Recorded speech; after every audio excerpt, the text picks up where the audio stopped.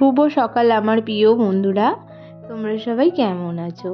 আশা করি সকলে ভালো আছো, আর আমিও বেশ ভালো আছি।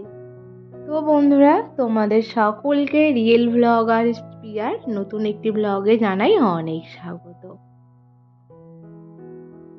তো বন্ধুরা, আজকে দিনটা হচ্ছে বৃহস্পতিবার, আর ঘড়িতে বাজে সময় সকাল 8টা।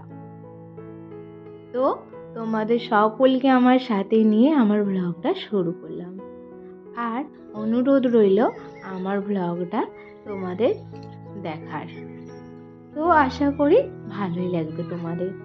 আর আমি আমার নিত্যদিনের জীবনে আমার ছোট মেয়ে, আমার সংসার নিয়ে যা ঘটে সেটাই তোমাদের ভালো লাগছে খেলা করতে। দেখো আমার পুচকু সোনাটা এখানে এখন দাঁড়িয়ে আছে, আর এই যে গ্রিলের ফাঁক দিয়ে রোদ উঠেছে, চলে এসো। ওই রোদটা ও হচ্ছে মারাচ্ছে। ও ভাবছে ও হয়তো কিছু একটা পাবে, কিন্তু ও যখন পাচ্ছে না তখন খিলখিলিয়ে হেসে উঠবে। ভালো লেগেছে। আর যত দিন দিন বড় হচ্ছে আমার মামাম সোনা, তত কিন্তু দুষ্টুমি একদম কি বলবো গাছ হয়ে যাচ্ছে। এখন আমার মামাম সোনার বয়স হচ্ছে 14 মাস। তো তোমরা যদি কেউ আমার মামাম সোনার ডেলি রুটিন দেখতে চাও তো কমেন্ট করে কিন্তু জানিও, কারণ তোমাদের করা কমেন্টে আমাকে ভিডিও বানাতে অনেকটা আর কি উৎসাহিত করে। তো এই যে সকাল সকাল চলে এসেছি বিছানা গুছিয়ে নিতে। আর কি বলো তো বন্ধুরা, বিছানাটা হচ্ছে সব থেকে বড় একটা কাজ। যদি বিছানা গোছানো থাকে মনে হয় ব্যাস আমার সমস্ত কাজ কমপ্লিট হয়ে গেছে। ঘরের তো শোভা পায় বিছানাই, বলো তাই না? বিছানা গুছিয়ে নিলে ঘরটাকেও বেশ পরিপাটি লাগে। আর এই যে আমি ওখানে বিছানাটা গুছিয়ে নিয়েছি, আর এই যে আমি ফটোটা আছে আমাদের আর কি, এটা আমাদের রিসেপশনের ফটো। তো আমি কিন্তু রোজই হালকা পাতলা করে ডাস্টিং করে নিয়ে থাকি। কি বলো তো, একবারে পরিষ্কার করলে কিন্তু অনেকটা খাটুনি বেড়ে যায়, আর ধুলো পড়ে থাকলে দেখতেও খারাপ লাগে। আমি ওই জন্য এই ফটোগুলো রোজই আমি হচ্ছে ক্লিন করে নেওয়ার চেষ্টা করি। এবার দেখো, ছোট বাচ্চা নিয়ে সংসার কাজ সমস্ত কিছু, তো হয়তো এক আধ দিন মাঝে মধ্যে গ্যাপ পড়ে যায় ঠিকই, কিন্তু না হলে আমি চেষ্টা করি যে আমি সকালে না পারলেও বিকেলের দিকে সন্ধ্যের দিকে এগুলো হালকা করে ডাস্টিং করে নেওয়ার। আর এদিকে আমি কিন্তু ঘরের কাজ করতে করতে মনেই ছিল না যে আমার হোমিওপ্যাথি আর কি ঔষধ ছিল।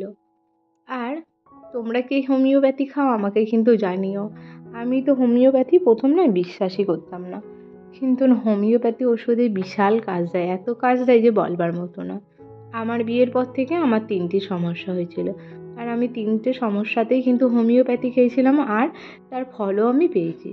প্রথমে আমার আর কি, আমি বিয়ের আগে কোনোদিন হোমিওপ্যাথি খাইনি, তাই আমার বিশ্বাসটাও ছিল না হোমিওপ্যাথির উপর।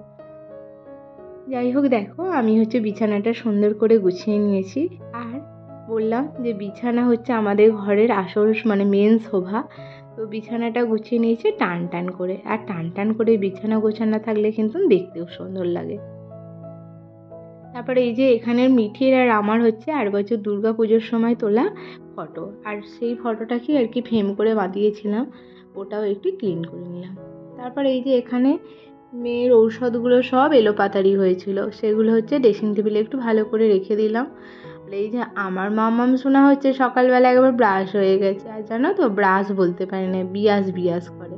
তো ওর বিয়াস হয়ে গেছে, বিয়াসটা এখন ভুল করে ওপর ঘরে নিয়ে চলে এসেছিলো, আর এখন বিয়াসের রেস্টটা তার কাটেনি। আর বিছানা গুছানো থাকলে আমার মামাম সোনার কিন্তু একটু হলেও এলোপাথারি করা চাই, নাহলে ওর না ঠিকঠাক একদম ভালো লাগে না। তো এখন তার সেই চেষ্টাই চলছিল, কিন্তু না, আজকে আমার একদম মেয়ে গুলগাল হয়ে গেছে, একটু বিছানা নোংরাই করেনি, ঘাঁটেনি। তো বন্ধুরা, এই দেখো এই গুড নাইটটা তোমাদের দাদা ভাই হচ্ছে কালকে কিনে এনেছে। আমি কিন্তু ওকে বলিনি, ওই কিনে এনেছে। আসলে এর আগেরটা না অনেকদিন আগে কিনে এনেছিল, তো ও ভেবেছে হয়তো শেষ হয়ে গেছে। কিন্তু আমার তো গুড নাইটটা জানো তো এখনো শেষই হয় না, একটুখানি হয়তো 4 ভাগের মধ্যে 1 ভাগ ফুরিয়েছে, 3 ভাগ পড়ে আছে। আর তোমাদের দাদাভাই বলে কেন, কি করে রইল? তো আসলে কি বলো তো বন্ধুরা, তোমাদের দাদাভাই বলে যে মশারি টাঙিয়েও অল আউট আর কি জেলে দেবে, কিন্তু আমি না মশারি টাঙিয়েই শুই, অল আউট জ্বালি না। আর অল আউট জ্বাললে হচ্ছে আমার ঘরেতে যেহেতু ছোট বাচ্চা আছে, ছোট বাচ্চাদের ক্ষেত্রে কিন্তু এরকম কেমিক্যালযুক্ত যে কোনো সুগন্ধি এই অল আউটগুলো কিন্তু বাচ্চাদের স্বাস্থ্যের পক্ষে একদমই ভালো নয়। কারণ নিঃশ্বাস প্রশ্বাসের সঙ্গে ওটা হচ্ছে শরীরের ভেতরে যাচ্ছে, আর এটা কিন্তু ওদের জন্য খুবই ক্ষতিকারক। ওই জন্য আমি কিন্তু অল আউট একদমই ইউজ করি না। আমি শীত গ্রীষ্ম বর্ষা সবসময় মশারি টাঙিয়ে শোয়ার চেষ্টা করি। আর এতে কী হয় বলো তো, আমার অল আউটের যে তেলটা খরচটা অনেকটা হয় না, প্রায় বেঁচে যায় বলেই তাই। আর এই রকমভাবে আরও সংসারের নানান জিনিস আমি কিন্তু বুদ্ধি করেই চলি, বেকার বাড়তি খরচ করি না। যেমন কি বলো তো বন্ধুরা, ধরো হয়তো এখন সংসারে হচ্ছে আর কি ডিম নেই কিংবা ডাল নেই, তো সেখানে আমি হচ্ছে ম্যানেজ করে নিই। ডিম একটা হয়তো 2টো আছে কিংবা 3টে আছে, আমরা হয়তো 4জন লোক, সেখানে হচ্ছে একবারে ভেজে একটু বেসন দিয়ে করে নিই, যাতে হচ্ছে আর কি কমে গেল। আর এইভাবে বুদ্ধি খাটিয়ে সংসারে কাজ করলে কিন্তু বাড়তি খরচগুলো হয় না। যাই হোক, এখানে আমি হচ্ছে হোম থিয়েটারটা ভালো করে ক্লিন করে নিচ্ছি। আর মেয়ে বাইরে দালানে বসে খেলা করছিল। ও আবার আমার কাছে যে কলিনটা দিয়ে আমি মুছছিলাম দেখেছে, অমনি চলে এসেছে কলিনটার কাছে। আর এই যে দেখো, আমি হচ্ছে এই পাতাটা আর কি সুন্দর গাছটা বড় হয়ে গেছে, ভালোই গ্রো করেছে ছোট্ট একটা টবের মধ্যে। আর টব বলতে এটা আমি একটা প্লাস্টিকে নয়, কন্টেনার মতো ছিল, ওটাকে আমি আর কি আর্ট মানে যেমন পেরেছি তেমনই রং দিয়ে আর কি আর্ট করার চেষ্টা করছিলাম, কিন্তু ওই যে মোটামুটি হয়েছে, দেখলেই তো তোমরা। দিয়ে ওতে আমি গাছটা বসেছিলাম। আর এই গাছটার কী নাম তোমাদের যদি কারো জানা থাকে আমাকে একটু কমেন্ট করে জানিও তো, আমি নয় ঠিক বুঝতে পারছিলাম না গাছটা কী গাছ, অনেকটা পাথরকুচির মতো দেখতে। যাই হোক, আমি ওইদিকে হচ্ছে ড্রেসিং টেবিলটা পরিষ্কার করে নিয়ে চলে এসেছি বাড়ির ছাদে, মেয়ের কাঁথা, আমার আর কি জামা নাইটি সমস্ত কিছু মেলার জন্য। আর উফ, যা রোদ উঠেছে বলবার মতন নয়।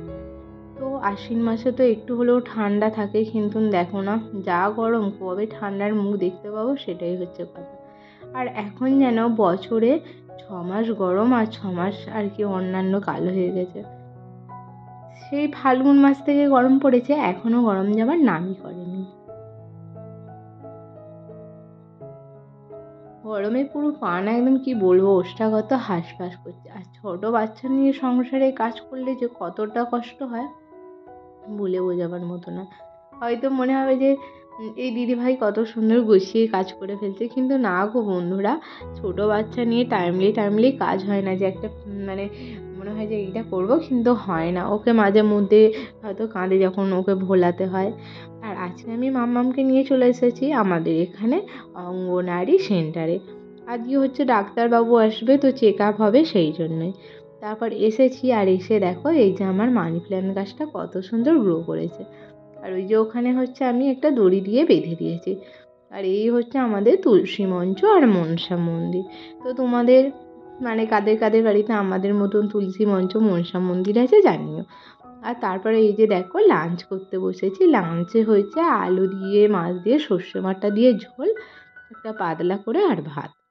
কেন বলো তো বন্ধুরা, আজই যেহেতু তোমাদের দাদাভাই দুপুরে খাবে না, আমি শ্বশুরমশাই আর শাশুড়ি মা খাবো, ওই জন্য বেশি ঝামেলা করলাম না, এক তরকারি দিয়েই হচ্ছে আজকে আমাদের দুপুরের লাঞ্চটা সারা হয়ে গেল। আর হয়তো দেখো এই যুগে তোমার হচ্ছে আরও এক্সট্রা তরকারি করো, আরও কি মানে আর কি অন্য কিছু করো, কিন্তু এতে কী হয় বলো তো, সংসারে অনেকটাই খরচ হয়ে যাবে। আর মোটামুটি একটা তরকারিকেও যদি ভালো করে গুছিয়ে করো, তাতেই কিন্তু খাওয়া হয়ে যায়। আর এইভাবেই আমি কিন্তু না আমার সংসারের বাড়তি খরচগুলোকে হচ্ছে বাঁচিয়ে ফেলতে পারি। আর যাই হোক দেখো, এখন হচ্ছে সন্ধেবেলা ফুচকা খেতে বসেছি আমি, তোমাদের দাদাভাই আর মাম্মামের জন্য একটা সুমন এনেছি। কিন্তু মাম্মাম যে মা বাপি যেটা খাবে সেটা কেন ওকে দেবে না বলো। তারপরে এই যে তোমাদের দাদাভাই হচ্ছে এখন খাচ্ছে, আর ও খাচ্ছে হচ্ছে ঝুরি ভাজার টমেটোর সস দিয়ে খাচ্ছে। আর আমিও ওর দিকে একটু ট্রাই করলাম, বেশ ভালোই লাগছিলো ঝুরি ভাজা দিয়ে টমেটোর আর কি সস দিয়ে খেতে।